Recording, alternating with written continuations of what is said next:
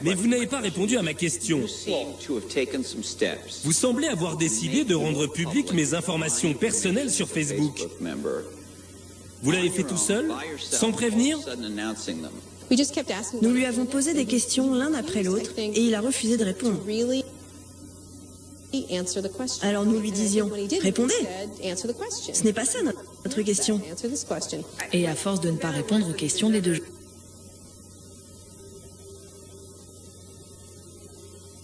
journalistes, l'interview devient de plus en plus musclée.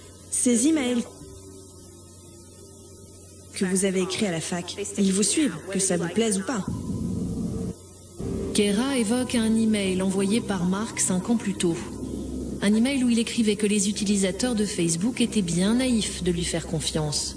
Mark est déstabilisé, il commence à transpirer.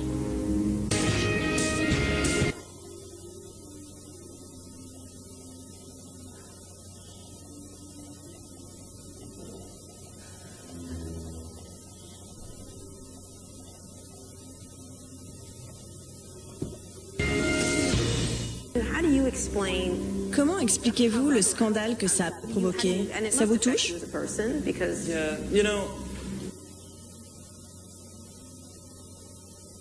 Oui, j'ai fait plein de bêtises quand j'étais...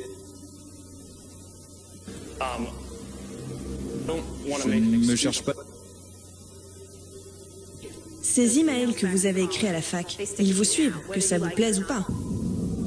Kera évoque un email envoyé par Mark 5 ans plus tôt. Un email où il écrivait que les utilisateurs de Facebook étaient bien naïfs de lui faire confiance.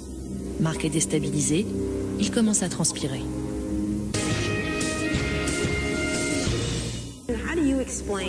Comment expliquez-vous le scandale que ça a provoqué? Ça vous touche? Oui, j'ai fait plein de bêtises quand j'étais à la fac. Je ne me cherche pas d'excuses. Et je suis vraiment désolé d'avoir fait ça. Certaines accusations sont vraies, d'autres non. Pouvez-vous nous dire quelles accusations sont vraies? Je ne sais pas trop, c'est loin. Mark perd tous ses moyens, il ne maîtrise plus ses réponses et transpire un peu plus. Et il se met à transpirer, mais vraiment transpirer. À quel point transpirait-il? Oh, entre nous, on appelait ça la fête de la transpiration. On ne pouvait pas voir ça du public, mais c'était vraiment énorme. Ça coulait à grosses gouttes le long de son nez. J'avais peur qu'il fasse un malaise, et il était tout pâle, il avait l'air malade. Pour moi, c'était une crise d'angoisse.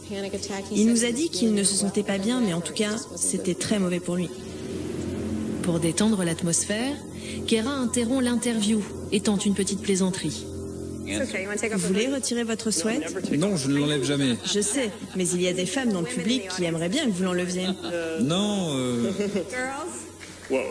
En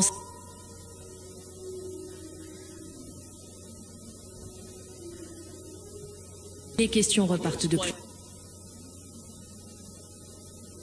belle. Pouvez-vous expliquer ce qu'est la personnalisation instantanée? Pourquoi vous l'avez fait et à quoi ça sert pour vos utilisateurs? peut-être que je dois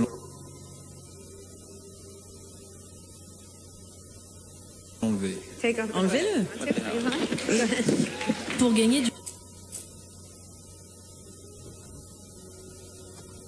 du temps, Mark décide d'enlever son sweatshirt, mais il va comprendre qu'il n'aurait jamais dû. C'est un sweat officiel. On imprime notre mission à l'intérieur. Oh mon Dieu! L'intérieur du sweat.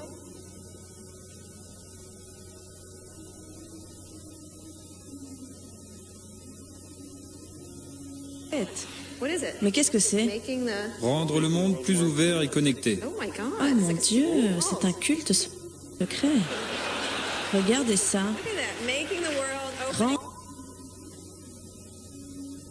Rendre le monde plus ouvert et connecté. Avec un symbole symbole au milieu qui doit être réservé aux initiés, je pense. Mystérieux qui vante les valeurs de Facebook, Kera gère la situation sur le ton de l'humour, mais cela ne suffit pas à détendre l'atmosphère. Mark Zuckerberg le sait, l'interview est une catastrophe, il ne pouvait rêver pire publicité. Ce jour-là, il prend conscience de ses difficultés à communiquer.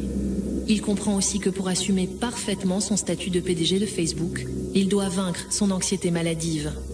Mark découvre l'importance de l'image et son douloureux apprentissage ne fait que commencer.